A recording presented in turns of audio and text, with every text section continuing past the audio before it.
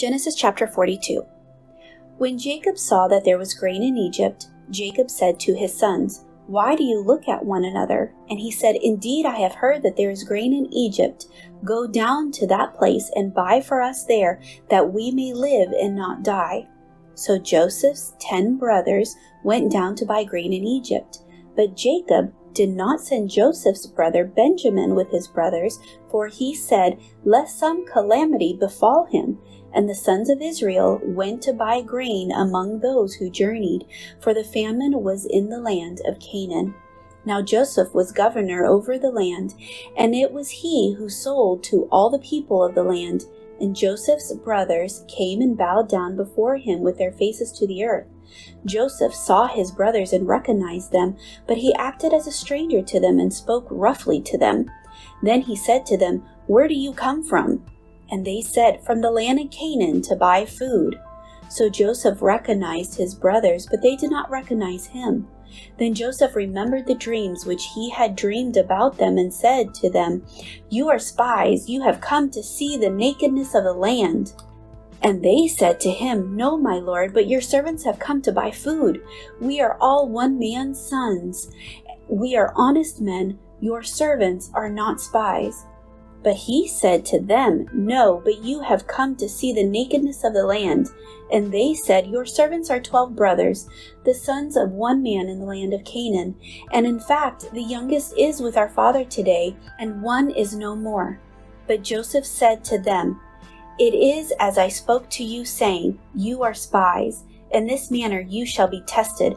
By the life of Pharaoh you shall not leave this place unless your youngest brother comes here. Send one of you and let him bring your brother, and you shall be kept in prison, that your words may be tested to see whether they are any truth in you, or else by the life of Pharaoh surely you are spies." So he put them all together in prison 3 days. Then Joseph said to them on the 3rd day, "Do this and live, for I fear God. If you are honest men, let one of your brothers be confined to your prison house, but you go and carry grain for the famine of all your houses, and bring your youngest brother to me, so your words will be verified, and you shall not die." And they did so. Then they said to one another, "We are truly guilty concerning our brother, for we saw the anguish of his soul when he pleaded with us, and we would not hear. Therefore the distress has come upon us." And Reuben answered them, saying, "Did I not speak to you, saying, 'Do not sin against the boy,' and you would not listen? Therefore, behold, his blood is now required of us." But they did not know that Joseph understood them, for he spoke to them through an interpreter, and he turned himself away from them and wept. Then he returned to them again and talked with them. He took Simeon from them and bound him before their eyes.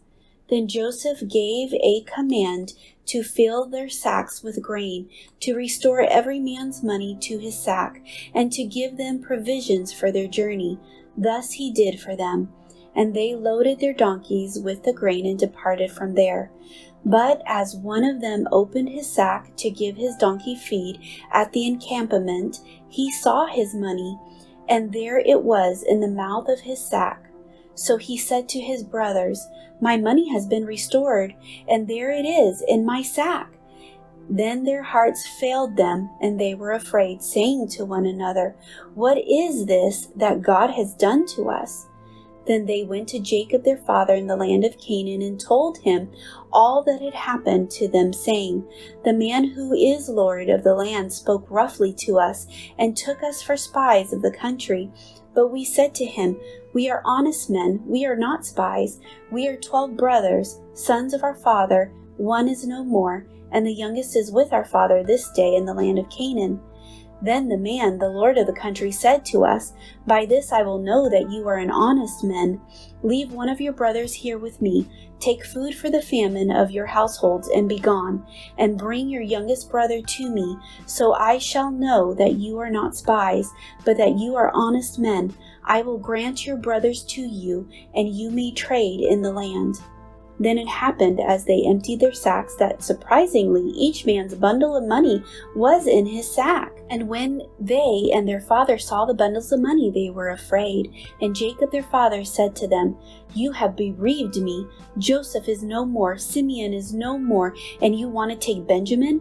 All these things are against me." Then Reuben spoke to his father, saying, "Kill my 2 sons if I do not bring him back to you. Put him in my hands, and I will bring him back to you." But he said, "My son shall not go down with you, for his brother is dead, he is left alone. If any calamity should befall him along the way in which you go, then you would bring down my gray hair with sorrow to the grave."